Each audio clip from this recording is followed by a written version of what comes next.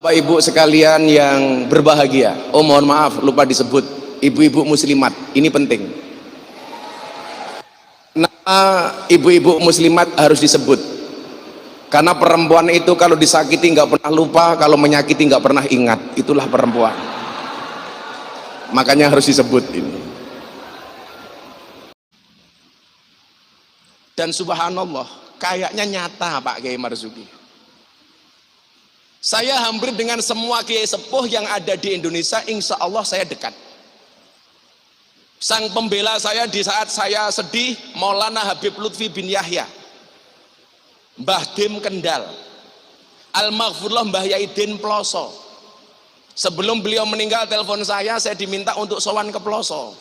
Lekwi Reneo, aku kangen. Sampai Ploso, saya dikasih sarung BHS-nya beliau yang sudah dipakai 2 tahun. Sarungnya nggak awakmu. Wonten dawuh napa, Abah? Beliau menyampaikan kepada saya, jajal kue cerita. Jarene kue wingi bar nambani Mbah Dim Kendal. Jadi ceritane, Bu Gubernur, Mbah Dim itu sudah sakit 14 hari nggak keluar dari kamar. Lucunya apa? Mbah Dim itu kalau sedang nonton YouTube, channelnya diganti, tontonnya diganti, umpamanya diganti Gus Baha. Mbah Dim protes, ojo mok ganti Gus Baha, lak ngono kuwi aku wis iso.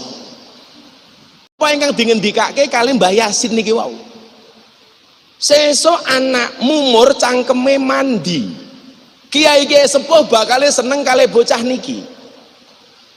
2001 saya viral pengajian, mohon maaf, memberikan ceramah di gereja Penjaringan Jakarta Utara. Saya dihujat sampai trending di Twitter 1 minggu. Miftah kafir. Saya jawab, ramasalah, sahadat meneh.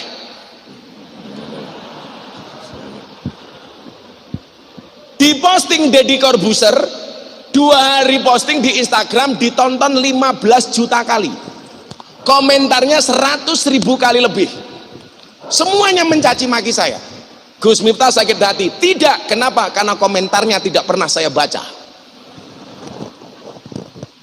Sing belani kula sinten, Mbah? Mbah Dim. Kemudian saya dikasih satu makalah dari Ibnu Athaillah As-Sakandari. La tashab man la yunhiduka haluhu wa la yadulluka 'alallahi maqaluhu. Janganlah bersahabat dengan orang yang tidak membuat kamu menjadi terengginas, menjadi giat, menjadi rajin, dan tindakan-tindakannya tidak menjadikan kamu dekat dengan Allah. Maka Ibu, saya itu hampir sebulan terakhir wirawiri Jakarta Surabaya lebih dari 10 kali. Saya turun berangkat dari Soekarno-Hatta, turun di bandara Surabaya lebih dari 10 kali. Dalam rangka nopo? Kulo sowan-sowan kiai, pados sahabat. Karena apa? Khairul ashabi mayadulluka alal khairi. Sebaik-baik sahabat adalah yang menunjukkan kamu atas kebaikan. Kalau saya sering bilang sama anak PMII, apa bedanya teman, pacar, dan sahabat? Teman adalah 1000 orang yang datang di saat kamu senang. Pacar, 1 orang yang membuat kamu melupakan 1000 orang. Tapi yang kita cari bukan teman, yang kita cari bukan pacar, tetapi yang kita cari adalah sahabat. Siapa itu sahabat? 1 orang yang tetap bertahan di saat 1001 orang meninggalkan Anda. Dan alhamdulillah kula kata sahabat teng Jawa Timur, Bu. Soalnya kula lahirnya nyuwun sewu teng Lampung, tapi darah getih kula niki getih Jawa Timur. Ketika kemudian saya dibully gara-gara nyuwun sewu bacaan kitab saya salah, Mbah Dim dawuh, wong ngalim kuwi penting tapi orang jamin. Lak didelok sangka ngalime, luweh ngalim adoh Pak Kiai Mustamar, tapi jadwal ngajine akeh Miftah. Mbah Dim niku ngendikan ngeten kali kula, rungokno ya Le. Qalilum minal yaqin khairum min kasirim minal ilmi wal amal. Yang kamu punya itu sedikit, Nak, tapi manfaat. Daripada kemudian orang yang punya banyak tapi nggak manfaat. kasura rakhusa illal adaba. Segala sesuatu kalau jumlahnya banyak pasti murah kecuali adab. Kiai ki akeh le, tapi sing ra ngalim kaya awakmu ki jarang. Berarti kowe iki antik, barang longko. Yen longko regane larang. Kiai niku kathah, tapi sing gelem ngurusi lokalisasi sedikit. Namung Miftah. Kula tahun 2002 men mlebet teng Doli. Tahun 2000 sudah masuk di lokalisasi Sarkem. Kula matur kali Bu Khofifah, Bu, mbok Doli jenenge diganti. Napa Alfa Doli? Loh kan keren. Ingat loh, orang baik punya masa lalu, orang jelek pasti punya masa depan. Saya pertama kali mendapatkan predikat presiden para pendosa niku teng Doli, Bu. Mila saniki kata mobil gambare Gus Miftah teng dalan truk ana tulisane presiden para pendosa niku pertama kali teng Doli Surabaya. Mila kula matur kali Pak Kiai, 3 bulan yang lalu saya mendapatkan 3 penghargaan dari Leprit, Lembaga Prestasi Indonesia dan Dunia, dalam 3 kategori. Yang pertama lelang belangkon termahal di dunia. Saya menjual belangkon, saya sumbangkan untuk Muktamar NU di Lampung. Belangkon 90.000 terjual 900 juta. Niki belangkon nih. Yang kedua saya dapat penghargaan sebagai dai yang paling istiqomah pengajian di lokalisasi. 22 tahun. Istiqomah berat Gus, berat. Kalau istiqomah pasti berat, karena kalau ringan namanya istirahat. Untuk istiqomah selama 22 tahun ini nggak susah, nggak ringan. Banyak cobaan. Kenapa kalau cobaan banyak? Iya, karena kalau sedikit namanya cobain. Kayak kula wingi dicurhati kalian mbak-mbak artis. Gus, kenapa sih rumah tangga kok rumit? Saya mau cerai sama suami saya. Kebetulan Kiai NU sing iso mlebu teng artis-artis salah satunya saya. Gus, rumah tangga saya mau berantakan. Kenapa rumah tangga rumit? Iya mbak, rumah tangga pasti rumit karena kalau sederhana namanya rumah makan. Nah, yang ketiga, saya dapat penghargaan sebagai selebriti yang paling banyak gambarnya dilukis di bokong truk. Ada 300 truk lebih yang bokongnya digambar Gus Miftah. Yang paling menyedihkan setunggal Pak Kiai Mustamar, mobil tangki sedot WC gambare Miftah, kuotnya nggak asik. Bokongmu adalah rezekiku. Maka malam hari ini perkenankan saya Pak Kiai Bu Gubernur untuk memotivasi anak-anak muda di Jawa Timur. Jangan sampai karena kamu dianggap tidak alim membuat kamu tidak percaya diri atau insecure. Saya dulu sekolah di pondok 1 kelas 40 orang, yang tidak diajari ngaji cuman saya sendiri. Tapi dari 40 orang itu nyuwun sewu sing dadi kiai nggih kula dhewe, sing paling orang alim. 40 teman saya yang ngalim, yang ngaji kitab, nggak ada yang bikin pesantren Bu. Saya yang tugasnya tabarukan dengan kiai malah punya pesantren. Saya malah seneng anak muda, orang pesantren, tapi liar. Contohnya Gus Ipang, sekolahnya di Amerika. Nggak harus kemudian Gus Ipang tetap di Tebuireng membaca kitab seperti yang lain. Coba Gus Ipang ini mungkin nyuwun sewu kon maca kitab ora iso. Tapi beliau ini penasihat menteri 2, bahkan Menko. Penasihatnya Gus Ipang. Karena apa? Anti mainstream. Anak pesantren Tebu Ireng, putranya Gus Solah, kuliahnya di Amerika. Kan keren. Maka kita belajar anak-anak Jawa Timur yuk. Kamu yang merasa hidup kamu nggak terlalu pintar, contohnya Miftah, goblok tapi laris. Sahur bareng Gus Miftah JTV, Gus Miftah. Kultum maghrib, Gus Miftah. Acara beberapa lini media medsos, Gus Miftah. Lah kula matur, setiap saya diundang Bu, mesti kula matur begini, tolong silakan ngundang yang lain. Golek sing ngalim, golek sing apik. Lah jawabannya pengundang kadang-kadang nopo? Kula mboten golek sing ngalim Gus, tapi golek sing petuk. Maka nyuwun sewu nggih para santri, adik-adik saya di belakang sana. Kamu jangan insecure dengan masa depanmu. Ingat, masa depan seseorang itu seperti sekumpulan tempe. Artinya apa? Enggak ada yang tahu.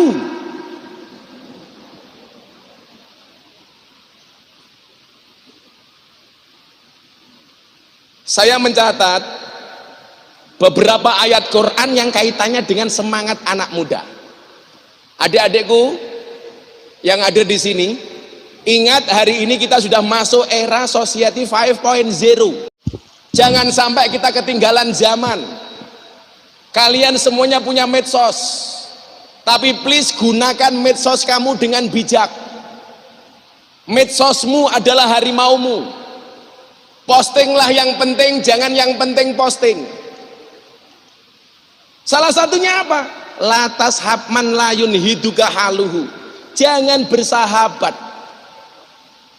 kepada orang yang perbuatannya tidak membuat kamu giat dan terengginas. Maka Bu, saya pernah punya satu quote ketika saya diundang Mata Najwa. Saya mengatakan apa? Orang yang salah pergaulan itu lebih gampang dinasehati daripada yang salah milih pengajian. Pertanyaan saya, kenapa kalau kita posting lebih banyak like-nya dibandingkan komentarnya? Jawabannya adalah seberapa banyak pun orang yang membencimu dengan komentar-komentarnya, yakinlah di luar sana lebih banyak yang mencintaimu dari dalam hatinya. Milo santai mawon. Tapi kalau jomblo beda. Kenapa lebih banyak like daripada komentar? Karena banyak orang cinta tetapi tidak berani mengatakannya. Makanya mudah-mudahan yang jomblo segera berakhir, amin. Dimana berakhirnya kalau tidak di pelaminan, minimal di pemakaman. Bermimpilah dalam hidup, jangan hidup dalam mimpi. Hidup di dunia memang tidak semudah membolak-balikkan tangan, tapi yakinlah dengan tangan kita bisa membolak-balikkan dunia. Kalau ada orang mengatakan mimpimu terlalu besar, katakan kepada mereka, bukan mimpiku yang terlalu besar, tapi pikiran kalian yang terlalu kecil. Bapak Ibu yang saya muliakan, yang pertama, Quran surat Yusuf ayat 33. Di situ menceritakan tentang keteguhan Nabi Yusuf alaihissalam. Ketika Yusuf berkata, wahai Tuhanku, penjara lebih aku sukai daripada memenuhi ajakan mereka. Jika aku tidak engkau hindarkan dari tipu daya mereka, niscaya aku akan cenderung untuk memenuhi keinginan mereka. Dan tentu aku termasuk orang yang bodoh. Ayat ini berkaitan kali nopo. Ketika Nabi Yusuf alaihissalam diajak untuk melakukan tindakan senonoh oleh Siti Zulaiha, Nabi Yusuf menolak. Artinya apa? Pemuda itu harus teguh pendirian. Saya dulu berangkat ke Jogja Kiai, nggak disangoni duit, namun disangoni satu nazom. Kalamuna lafdun mufidun kastakim.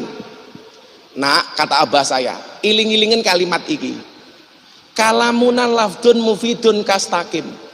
Saya batin kuliah butuh sangu, kok mau disangoni kalamuna mufidun kastakim. Ini ki maksudnya nopo?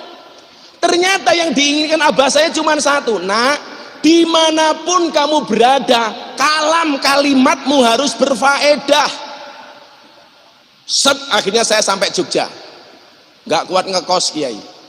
Saya jadi James Bond di kota Yogyakarta, jaga masjid dan kebon. Saya menikah tahun 2004-2005, kembali ke lingkungan orang NU karena istri saya orang NU. Berat badan saya langsung naik 108 kilo. Napa kula melu NU lemu? Soale wong NU titik-titik mangan. Yasinan mangan, tahlilan mangan, solawatan mangan, mujahadahan mangan, istighosahan mangan, tonggone loro njaluk didongake mangan, sing loro mati mangan meneh 7 dina gitu. Nganti rupane kaya besek kabeh gitu. Mongan mangan lirrafi wan nasbi wajarrin nasolah. Ka'arif bina fa inna nanil nalminah. Kula mikir meneh aku ora tau ngaji alfiyah. Akhirnya kula ngen-ngen. Kenapa beliau mengatakan lirafi wan nasbi wajarin nasolah untuk saya? Dadiyo kaya domirna. Dia konsisten, nggak berubah ketemu rofa, nggak berubah ketemu nasob, nggak berubah ketemu jer, tetap menjadi na. Saya nggak mau kamu berubah nak, tetaplah menjadi domir na. Lirafi, ketika kondisi kamu di atas, ingat siapa kamu, dari mana kamu berangkat. Ketika keadaan nasob sedang-sedang saja, kamu nggak usah terlalu susah. Bahkan ketika kamu dalam keadaan jer di posisi terendah, kamu nggak usah sakit hati nak. Mila nyuwun sewu, bulian cacian ke saya bu, kulo belas ratau loro hati. Karena saya punya prinsip, ketika ada orang membicarakan keburukanmu, tersenyumlah. Kenapa? Karena keburukanmu saja diperhatikan, apalagi kebaikanmu. Gagal. Jadi izin komandan, saya nggak pernah sakit hati. Karena bapak saya pesan itu. Nah, kondisi kamu marfu, tetap kamu miftah. Kondisi kamu mansub, tetap kamu miftah. Kondisi kamu majrur, tetap kamu miftah. Jangan berubah. Oh siapa? Makanya coba anak-anak ya, konco-konco Jawa Timur. Qalilum minal yakin khairum min kasirin minal ilmi wal amal. Miftah niku mboten sinten-sinten. Pasangan terbaik bukan yang datang dengan segala kelebihannya, tetapi yang tidak meninggalkan kita dengan segala kekurangannya. Betul bu? Di balik suami yang hebat pasti ada istri yang kuat. Di balik kesuksesan seorang suami ada doa dari seorang istri, betul?